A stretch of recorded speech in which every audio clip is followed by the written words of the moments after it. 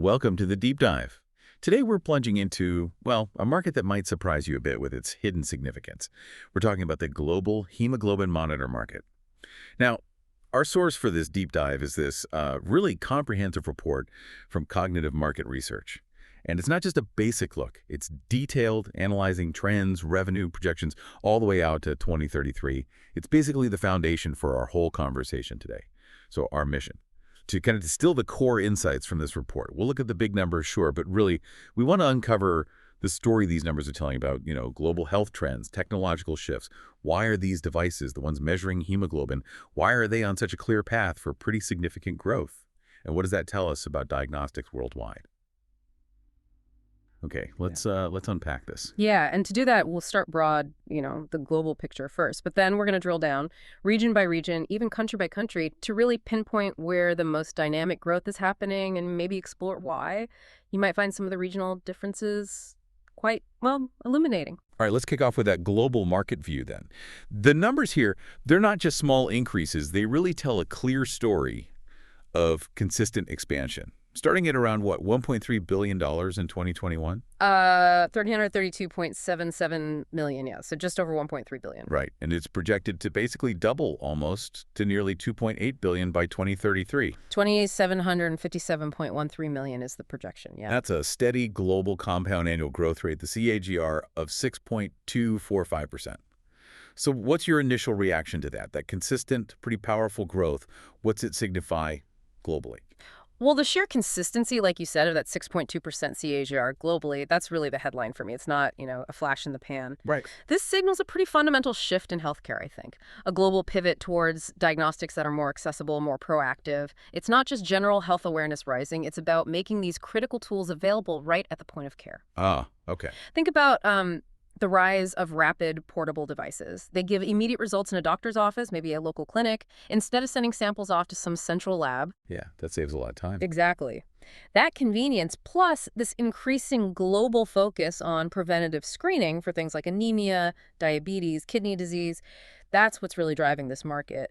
More monitoring means, better baseline health data for a lot more people. That makes a lot of sense. Yeah. And just quickly, for anyone wondering, why hemoglobin specifically? It's not just anemia, although that's huge. No, absolutely. It's such a fundamental indicator, right? Yeah. Affects oxygen, energy, managing chronic illness, even surgery recovery. Mm-hmm. So easier monitoring means better early detection, better management across, a whole spectrum of health issues. Precisely. Okay, so let's transition from that global view to the regional picture, starting with what we might call the more established markets, still showing very solid growth. North America, for instance, holds a really significant market share.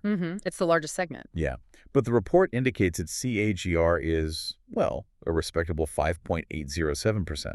It's growing from just over $500 million in 2021 to projected over $1 billion by 2033. Right. And North America's continued growth, even though it's a mature market, isn't that surprising? You've got the robust healthcare infrastructure there. True. But it also points to ongoing innovation, new devices, alongside just consistent demand for diagnostics.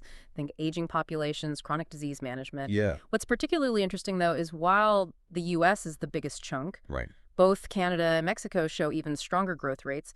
Canada's at 6.759% CGR, and Mexico's at 6.252%. So that might suggest, maybe a higher adoption rate of newer tech or expanding access points in those specific countries. That's a great point, that variation even within the region. Okay, speaking of established markets, let's shift over to Europe. Also a pretty substantial player. Its overall market is set to nearly double, too, from about 383 million in 2021 to 771 million by 2033. That's a solid regional CGR of 5.922%. Still very healthy growth, yeah. But here's where it gets, I found this really interesting. When you look country by country in Europe, the numbers seem almost contradictory. My eye immediately went to France. Ah, yes, great. The robust growth, almost 7% CAGR, projected to more than double its market size by 2033. The 6.997% CAGR, yeah, that's strong. But then you compare that to, say, Sweden, much more moderate, 3.288% CAGR, and Denmark, even lower, 3.215%. Quite a contrast. Exactly. And meanwhile, the rest of Europe category is actually booming with a 7.44% CAGR. That's a huge difference within Europe. What could explain that kind of contrast? Well, this raises an important question, doesn't it? It really highlights the the nuances you find in market analysis. France's rapid growth, for example, maybe it's tied to specific government programs, broader anemia screening perhaps for new mothers or the elderly, or just a stronger public health push on preventative care. Yeah. Conversely, Sweden, maybe it's a more mature market already, perhaps a higher saturation of traditional lab testing, so the adoption of newer point-of-care devices is just, well, less pronounced. And that rest of Europe category often includes smaller but rapidly developing economies. They're building out their healthcare infrastructure, so they're kind of ripe for these new diagnostic tools. The data certainly paints a very diverse picture, makes you look beyond just simple economic comparisons. That diversity really stands out. Okay, let's move now to some of the really high growth and emerging markets. Asia Pacific. This area is showing a really powerful overall growth trajectory. Definitely a key region. The market size there projected to more than double, from about 250 million in 2021 to nearly 560 million by 2033. That's an overall CDR of 7.191%. Higher than a global average, yeah. And when you dive into specific countries, you see some incredible acceleration. India, for example, robust growth, 8.323% CAGR, projected to go from like 34 million to 87 million by 2033. That's significant. Yeah. And Singapore, also strong, 8.622% CAGR. The whole Southeast Asia region isn't far behind, 8.567%. And of course, China, Japan, South Korea, they remain major players. So with those explosive growth rates, what specific drivers do you see there? Are there maybe unique challenges to scaling up in such diverse, rapidly expanding markets? That's a great question. A key takeaway here, I think, is that this accelerated growth in Asia Pacific, it's likely driven by several things working together.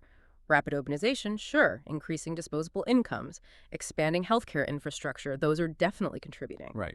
But what's also critical is this rising awareness and, importantly, diagnosis of conditions where hemoglobin monitoring is crucial.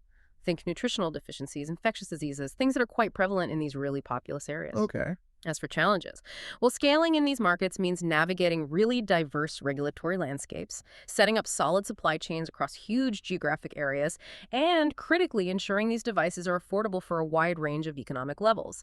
It's complex, no doubt, but the potential is just incredibly high. Complex, but high potential. Right. Okay, moving south now, South America. Another region showing pretty significant expansion. Their total market projected to more than double again, from just over 90 million in 2021 to about 207 million by 2033. That's a healthy CAGR of 7.3337%. Another region outpacing the global average. Exactly. And within South America, Brazil's got the largest share currently. But countries like Argentina and Colombia, they're showing impressive growth rates, both growing at over 8% CAGR. Argentina at 8.072%, Colombia at 8.065%. Wow, neck and neck there. Pretty much. You know, you can imagine a small clinic somewhere remote in Argentina, an 8% growth rate there means more patients getting diagnosed right there, potentially saving trips to bigger cities. Yeah. It feels like a quiet revolution in access. Absolutely. And if we connect this back to the bigger picture, both Asia Pacific and South America, these are regions undergoing significant economic and social development. The growth in this specific market, hemoglobin monitors, it isn't just about selling more devices. It directly reflects, I think, an expansion of preventative care, improvements in maternal and child health programs, maybe better management of non-communicable diseases as these economies mature. It's a really strong sign that healthcare access is broadening for millions who, might not have had it before. Absolutely well said. Okay, now let's talk about the frontiers where growth is really, really taking off. The Middle East market is certainly growing from 53 million in 2021 up to 90 million by 2033. TGR there is 4.077%. Steady growth. Yeah, steady. Countries like Saudi Arabia, Turkey, the UAE are notable. UAE showing a solid 5.192% CAGR. But it's the next region that really grabs your attention. Right. While the Middle East shows that steady progress, it's really Africa that represents this incredible frontier for market development, for healthcare expansion based on this report. The growth trajectory is just exceptional. You were absolutely right. Africa's hemoglobin monitor market, it's truly impressive. It boasts the strongest regional CAGR. Get this, 9.864%. Almost double digits. Yeah. Incredible, right? We're talking expansion from just under $24 million in 2021 to an impressive $69 million by 2033. That's a huge leap. And listen to this. The rest of Africa category shows absolutely remarkable growth with a 10.27% CAGR. Wow. Alongside strong figures from Nigeria and South Africa, too. So the fact that Africa has the highest growth rate, That's incredibly significant. What does this suggest? For listeners maybe involved in healthcare tech or investment, what's the potential here? Well, it's definitely not just about selling more units. It points to a major push toward improving diagnostic capabilities in a region that historically has faced really significant healthcare challenges. Yeah. This explosive growth, you can probably link it directly to global health initiatives, increased investment in public health infrastructure, and just a growing recognition of the impact of conditions like anemia, especially among vulnerable populations there. Makes sense. So for those in the industry, it signals a really powerful opportunity, maybe for localized manufacturing, for training healthcare workers on new tech, and potentially leapfrogging older diagnostic methods with these newer, more portable solutions. It's a real leap forward in healthcare access for millions, and it's clearly a market primed for innovative solutions. So what does this all mean then? We've taken this incredible journey, haven't we? Through the hemoglobin monitor market, from that steady global growth to these wonderfully diverse regional dynamics and those standout performances in places like Asia Pacific, South America, and especially Africa. The numbers tell a compelling story, definitely, but the why behind them feels even more profound. I agree. What you can infer about global health priorities is that basic effective diagnostics, Yeah. they're becoming increasingly accessible and, importantly, prioritized worldwide. This data really suggests a global shift towards more localized, more widespread health monitoring. Right. And that could lead to earlier disease detection, more targeted interventions, and ultimately just better public health outcomes. It points towards a future where essential health checks aren't just for the big hospital, but for wider community access.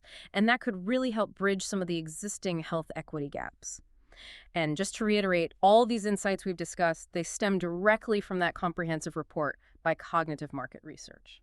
And that brings us towards the end of another deep dive. Thank you so much for joining us on this exploration of the hemoglobin monitor market today. Yeah, it's been fascinating. And maybe leave you with this thought to ponder. As this market keeps growing and evolving, what future possibilities does it really open up?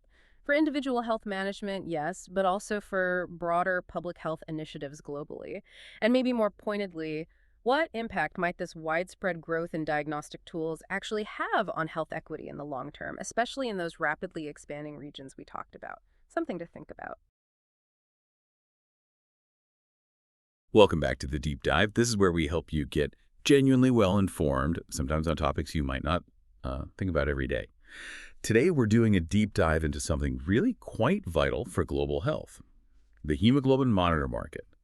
Our source material is mainly from Global Hemoglobin Monitor Market Dynamics, a report by Cognitive Market Research. And our mission, well, it's to unpack the key forces shaping this area, the drivers pushing it forward, the challenges holding it back, and some really fascinating emerging trends, because understanding this market, it really gives you insights into global health, tech innovation, maybe even how your own healthcare could change. So let's jump in. All right, so to kick us off, when we talk about a market growing, there's usually something fundamental pushing it. What's really fueling the demand for these hemoglobin monitors right now? Well, the core insight, I think, is that it's not just about rising disease rates, though that's huge. It's about these monitors becoming key tools in a sort of invisible health struggle. The primary driver, absolutely, is the increasing global incidence of anemia and diabetes. And these conditions, they hit huge groups, women, children, the elderly especially. Right. So that creates this massive urgent need for diagnostic tools that are easy to access. And these monitors, they fill that gap perfectly. They offer quick, reliable tests. And crucially, they're often non-invasive. No needles sometimes, just a fingertip prick, or maybe even no contact at all. Yeah. That's absolutely critical, both for catching things early and for, managing these conditions long term. That really brings it home, how these devices directly impact people. Yeah. But thinking beyond just the need created by, say, diabetes or anemia, what's changing in how healthcare is delivered that makes these monitors so important now? Yeah. It feels like it's moving beyond the big hospital. Oh, absolutely. That's a huge factor. We're seeing this big rise in what's called point-of-care testing. Point-of-care? Yeah, basically bringing the testing to the patient wherever they are, so local clinics, community health centers, and really significantly into people's homes. Healthcare is decentralizing.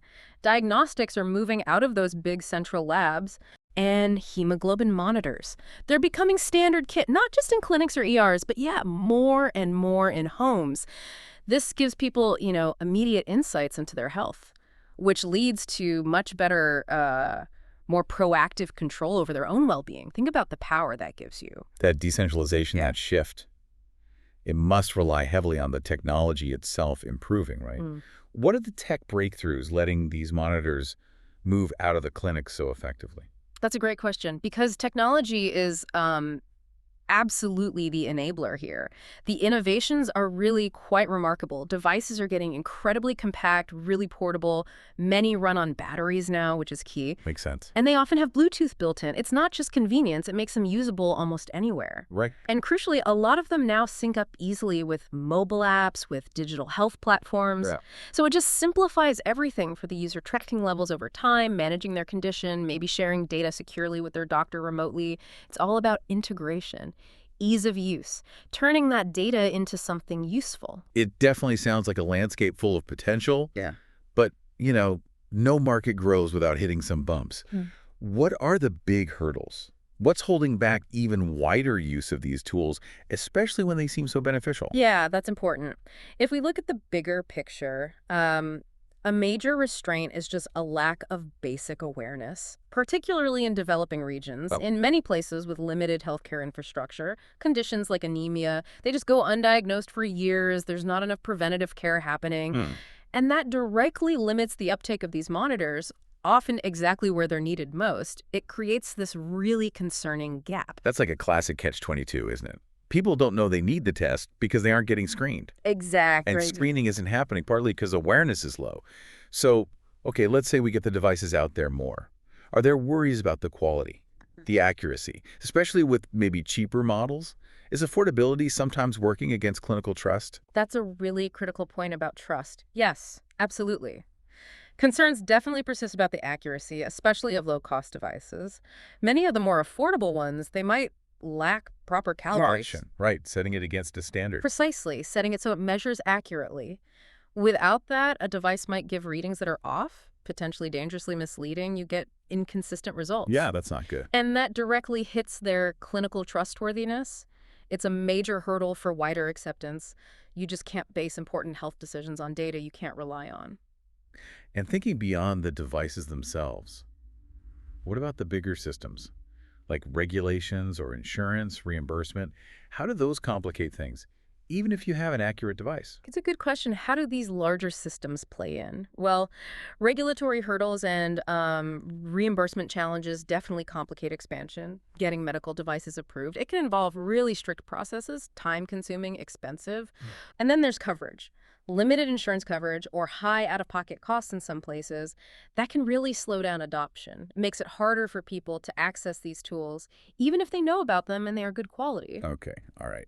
Let's switch gears a bit then and look ahead. Despite those hurdles, there are some pretty compelling emerging trends. So what does all this mean for the future? What positive developments should we be watching that are really changing this space? One really major trend, I think, the one that really stands out, is this deep integration of hemoglobin monitors with digital health ecosystems. Okay, digital health. Yeah, so these devices are getting linked up more and more with electronic health records, EHRs, and mobile health platforms. Right. And that's a potential game changer. It allows for really powerful analysis of your health trends over time. It can facilitate remote consultations with doctors, and it significantly improves how we monitor chronic diseases. It's moving towards more, holistic, connected, proactive care. You can intervene faster. That sounds like it could make a massive difference for chronic disease management. Yeah. Now, beyond the tech, how are companies and organizations actually reaching more people, especially in those underserved areas we talked about earlier? Yeah, good point. We're definitely seeing a big push into emerging markets, often through really targeted health campaigns.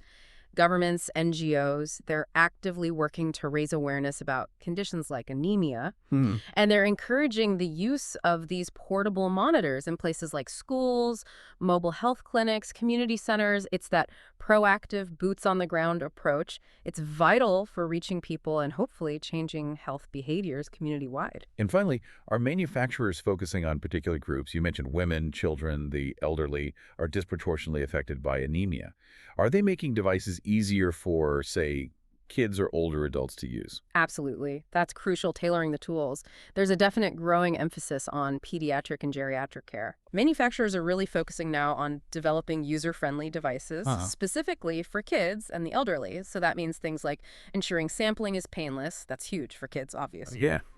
And designing interfaces that are really intuitive, easy for older adults to understand and use. The whole goal is just to expand the reach of this essential tool right across the lifespan. Wow, what a fascinating deep dive today. We've really seen this incredible dynamic interplay, haven't we?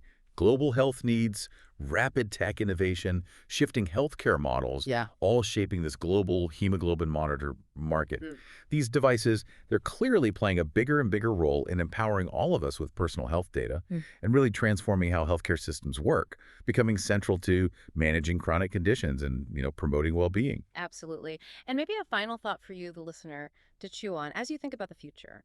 How might this continued deeper integration of health monitors like these into our digital lives, how might that transform not just managing diseases we already have, but our whole fundamental approach to preventive health, to personal well-being on a truly global scale? I mean, how much more control could you potentially have over your own health journey just by having these kinds of tools readily available, maybe even just at your fingertips? Something to think about.